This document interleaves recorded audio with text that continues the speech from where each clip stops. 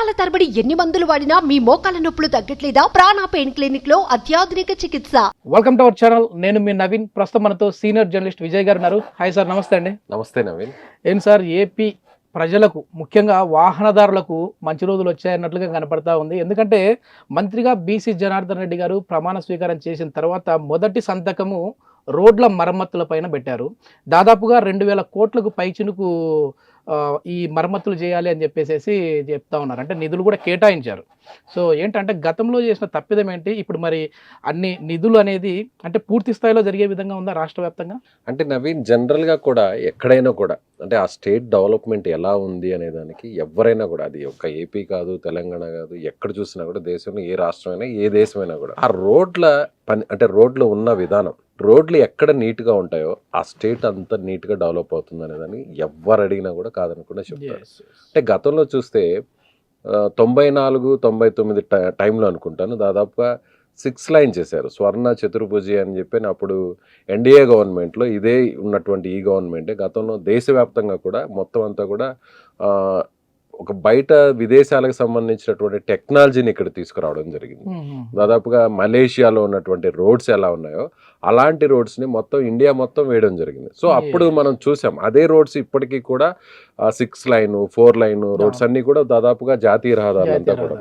అయితే గత ప్రభుత్వంలో చూస్తే మాత్రం 2014-19 అంటే టీడీపీ హయాంలో అదే స్థాయిలో రోడ్స్ మీద కొంత ఖర్చు పెట్టారు. ఆ తర్వాత 19లో వైసీపీ ప్రభుత్వం వచ్చినటువంటి విషయం తెలిసింది.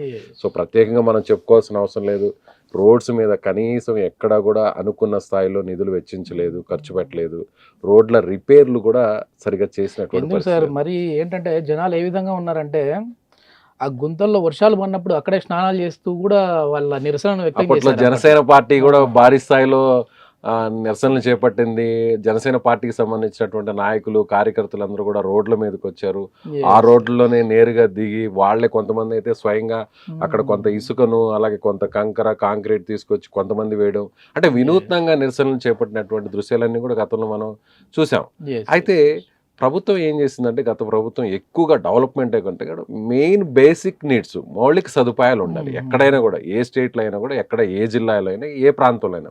కానీ బేసిక్ నీడ్లో మెయిన్ ఉన్నటువంటి మౌలిక సదుపాయాల్లో ప్రభుత్వం కల్పించాల్సిన వాటిల్లో రోడ్స్, ఆ రోడ్స్ విషయాన్ని అంతా పూర్తిగా పక్కన పెట్టేశారు. ఆ నిధుల్ని వేరే వాటికి ఉపయోగించారు. అంటే వాటిలోకి మనం ఇప్పుడు వెళ్లాల్సిన అవసరం లేదు. ప్రస్తుతానికి అయితే మాత్రం టీడీపీ గవర్నమెంట్ మళ్ళీ తిరిగి రావడం, ఎన్డీఏ గవర్నమెంట్ రావడం. చెప్పే దాని ప్రకారం ఏంటంటే సార్, గతంలో వచ్చేసి 1900 కోట్లకు పైగానే నిధులు వస్తే, సో దాంట్లో వీళ్ళు కనీసం సగం కూడా 19,000కు పైగా నిధులు వస్తాయి, కోట్లకు పైగా నిధులు వస్తే సగం కూడా వెచ్చించలేదు అంటా ఉన్నారు. అంటే ఇక్కడ మనం కంపారిజన్ కూడా ఒకసారి చూస్తేనే 2014-19లో ఇదే రోడ్లకు సంబంధించి అంటే రోడ్ల నిర్మాణానికి R&B శాఖకు సంబంధించి దాదాపుగా 14,970 కోట్లు అప్పటి ప్రభుత్వం కేటాయించింది. 2014 నుంచి 19 వరకు 5 ఏళ్ల కాలంలో. ఇందులో దాదాపుగా 80% నిధులను ఉపయోగించినటువంటి పరిస్థితి. అంటే దాదాపుగా 12,000 పైచిల కోట్లను ఉపయోగించారు. అదే వైసీపీ ప్రభుత్వంలో చూస్తే 2019-24 మధ్యన ఈ 5 ఏళ్ల కాలంలో దాదాపుగా నిధులైతే 19,428 కోట్లు నిధులు అవసరం, దానికి తగ్గట్టుగానే రిలీజ్ చేశారు. అయితే అందులో కేవలం 46% మాత్రమే ఉపయోగించినటువంటి పరిస్థితి. అంటే అక్కడ 80% అప్పటి ప్రభుత్వం వాడింది, దాదాపుగా కేవలం 46% మాత్రమే, అంటే 9,000 కోట్ల రూపాయలు మాత్రమే రోడ్ల ఏర్పాటుకు వినియోగించినటువంటి పరిస్థితి. అయితే ఇప్పుడు ప్రభుత్వం ఇమీడియట్గా రావడం, కూటమి ప్రభుత్వం రావడం, రోడ్లన్నింటినీ ఇమీడియట్గా రిపేర్ చేయడం అనే దాని మీద ఎక్కువ కాన్సన్ట్రేట్ చేసింది. అందులో R&B మినిస్టర్గా ఛార్జ్ తీసుకున్న వెంటనే బీసీ జనార్దన్ రెడ్డి గారు ఆయన నేరుగా ఫస్ట్ ఇమీడియట్గా ఏదైతే 9,080 కిలోమీటర్ల రిపేర్లు, రోడ్లు రిపేర్లు చేయాల్సినటువంటి అవసరం ఉన్నట్టుగా అధికారులందరూ కూడా అంచనా ఇచ్చారు. ఆయన కర్నూలు జిల్లా, నంద్యాల జిల్లా నుంచి ఆయన మొదలు పెట్టారు. కర్నూలుకి దాదాపుగా 284 కోట్ల అవసరం అని చెప్పి అక్కడ ఉన్నటువంటి అధికారులు కూడా నివేదికలు ఇచ్చారు. అదేవిధంగా రాష్ట్ర వ్యాప్తంగా కూడా చూస్తే, ఏపీ మొత్తం కూడా చూస్తే ఇమ్మీడియట్గా అంటే ఉన్నటువంటి దెబ్బతిన్న రోడ్లను ప్యాచ్ వర్క్స్ కావచ్చు, రిపేర్ చేయడం కావచ్చు, వీటన్నిటికీ దాదాపుగా 2,153 కోట్ల అవసరం అని నివేదికలు ఇచ్చారు. తొలి సంతకాన్ని R&B మినిస్టర్ ఇమ్మీడియట్గా రోడ్స్ని రిపేర్ చేయడం కోసం ఆయన ఆ ఫైల్ మీదే సంతకం చేశారు. సెకండ్ ఫైల్ మీద ఆయన చేసినటువంటి సంతకం చూస్తే ప్రకాశం జిల్లాలో అనుకుంటాను, అక్కడ ఒక ఇంకల్లు కడవ కుదురు అనేటువంటి ప్రాంతం మధ్య ఒక బ్రిడ్జ్ నిర్మాణం ఉంది. అది చాలా రోజుల నుంచి పెండింగ్ లో ఉంది. ఆ బ్రిడ్జ్ కానీ పూర్తయితే అక్కడ ఉన్నటువంటి రాకపోకలు, వాహన రాకపోకలకి చాలా సులువు అవుతుంది ఆ మార్గం అంతా కూడా. సో సెకండ్ ఫైల్ మీద ఆయన దాన్ని సంతకం చేశారు. ఒక రకంగా చెప్పాలంటే ప్రభుత్వం ఏదైనా కూడా మౌలిక సదుపాయాల మీద ప్రధానంగా దృష్టి సారిస్తే, రోడ్లు సక్రమంగా ఉంటే ఆ ప్రాంతం డెవలప్ అవుతుంది, ఆ ఏరియా డెవలప్ అవుతుంది. గ్రౌండ్ లెవెల్కి వెళ్ళినప్పుడు సార్ ప్రజలు చెప్పే మాట కూడా అదే. అంటే వాహనదారులు అంటే కేవలం అదే ఆటో డ్రైవర్లు లేదంటే బైక్ నడిపే వాళ్ళు కాదు, అందులో ప్రయాణించే ప్రయాణికులు కూడా ఉంటారు. సో ప్రజలందరూ కూడా ఇబ్బంది పడ్డారు. ట్రాన్స్పోర్టేషన్ అనేది చాలా ముఖ్యం, చాలా కీలకం. మామూలుగా ఇప్పుడు బయటకు సంబంధించినటువంటి కొన్ని కంపెనీలు, పెట్టుబడిదారులు, పరిశ్రమలు ఇవన్నీ రావాలంటే వాళ్ళకి బేసిక్గా ఏం చూస్తారు ఎవరైనా కూడా? మౌలిక సదుపాయాలు. అందులో ప్రధానమైనది రోడ్స్. అక్కడ ఒక ఫ్యాక్టరీ పెడితే ఆ ఫ్యాక్టరీలో వచ్చేటువంటి గూడ్స్ కావచ్చు, లేదంటే అక్కడి నుంచి డెలివరీ అయ్యేటువంటి ఏ వస్తువులైనా కూడా బయటకు వెళ్లాల్సిందే. అక్కడి నుంచి దానికి ఏం కావాలి? రోడ్స్ కావాలి. అవి సక్రమంగా లేనప్పుడు ఏ పెట్టుబడిదారుడైనా రాడు, ఏ కంపెనీ అయినా కూడా రాదు. సో అందుకే నాకు తెలిసి ఇప్పుడు కూటమి ప్రభుత్వం ప్రధానంగా ఫస్ట్ ఇమీడియట్ గా రోడ్స్ మీద కాన్సన్ట్రేషన్ చేసి, ఏదైతే గతంలో మైనస్ గా జరిగిందో అది ప్లస్ గా చేయాలని చూస్తా ఉందా ఈ ప్రభుత్వం? ఖచ్చితంగా. అంటే ఇప్పటికిప్పుడు కొత్త రోడ్లు వేయకపోయినా కూడా ఇప్పుడున్నటువంటి ఖజానా లోటుని బట్టి చూస్తే మనకి బడ్జెట్ కూడా అనుకున్న స్థాయిలో లేదు, నిధులు కూడా లేనటువంటి పరిస్థితి. ఇప్పుడున్నటువంటి పరిస్థితుల్లో దెబ్బతిన్న రోడ్లని మరమ్మతులు చేయడానికి ప్రధానంగా కూటమి ప్రభుత్వం దృష్టి సారించింది. అందులో భాగంగా R&B మినిస్టర్ ఆయన ఫస్ట్ ఇమీడియట్ గా ఛార్జ్ తీసుకున్న వెంటనే ఈ రిపేర్స్ కి అవసరమైనటువంటి ఫండ్స్ ను కూడా రిలీజ్ చేశారు. ఇది మొత్తం రాష్ట్ర వ్యాప్తంగా చూస్తే ఎన్ని కిలోమీటర్లు అంటే 9,000 కిలోమీటర్లు పైచిని అంటే మొత్తం 25 జిల్లాలు, దాదాపుగా 13 ఉమ్మడి జిల్లాలు కానీ పరిశీలించినట్లయితే ప్రధానంగా ఏదైతే రాష్ట్ర రహదారులు, జిల్లా రహదారులు ఉన్నాయో ముఖ్యమైనటువంటి రోడ్స్, అంటే కనెక్టివిటీ ఎక్కువగా ఉన్నటువంటి రోడ్స్, వాటిని మొత్తం అధికారులు ప్రతిపాదనలు సిద్ధం చేశారు. కొన్ని చోట్ల దాదాపుగా కొన్ని మీటర్లు దెబ్బతిన్న పరిస్థితులు ఉంటాయి, కొన్ని చోట్ల పూర్తిగా దెబ్బతిన్నవి ఉంటాయి. ఇమీడియట్ గా అంటే 9,000 చిలుకు కిలోమీటర్లకు సంబంధించిన రోడ్స్ ని మరమ్మతులు చేయాలని చెప్తే అందులో దాదాపుగా 8,160 కిలోమీటర్లు ఇమీడియట్ గా రిపేర్ చేయాలి. ఇమీడియట్ కొన్ని రోజుల వ్యాధి అంతే యుద్ధ ప్రాతిపదికనే చేయాలనేది అక్కడ అధికారులు ఇచ్చినటువంటి సమాచారం.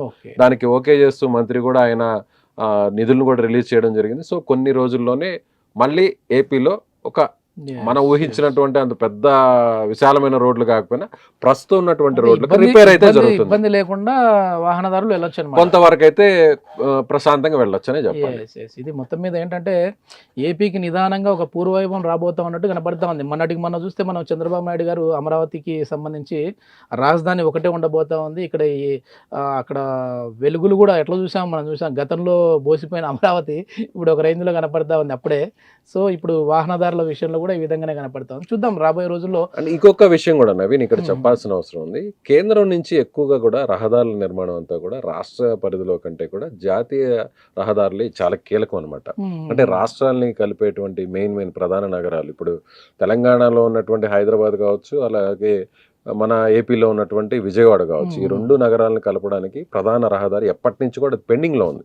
4 లైన్ ని 6 లైన్ చేసేటువంటి పరిస్థితి ఉండేది. కానీ అక్కడ ఉన్నటువంటి కొన్ని ఇబ్బందుల వల్ల ఆ 6 లైన్ జరగకుండా ఆగిపోయినటువంటి పరిస్థితి. అయితే ఇప్పుడు ఏం చేసిందంటే NHAI మాత్రం ముందుకు వచ్చి ఏదైతే మీకు నష్టం జరిగింది, జీవమార్ సంస్థ గతంలో తీసుకున్నటువంటి పరిస్థితి ఈ నిర్మాణాన్ని, ఇప్పుడు వాళ్ళు ఏం చెప్పారంటే ఎప్పుడైతే రాష్ట్ర విభజన జరిగిన తర్వాత మేము నష్టం ఎక్కువైంది, మాకు ఆ నష్టాన్ని పూరించాలంటూ కూడా వారు గతంలో విజ్ఞప్తి చేశారు. ఇప్పటి వరకు పట్టించుకున్నటువంటి అధికారులు లేదంటే NHAI కావచ్చు, కేంద్రం కావచ్చు, ఆ నష్టాన్ని మేము పూరిస్తామంటూ కూడా ముందుకు వచ్చింది. సో ఇక విజయవాడ హైదరాబాద్ కి సంబంధించినటువంటి హైవే లైన్ ఏదైతే ఉందో అది 6 లైన్ త్వరలోనే కాబోతుంది.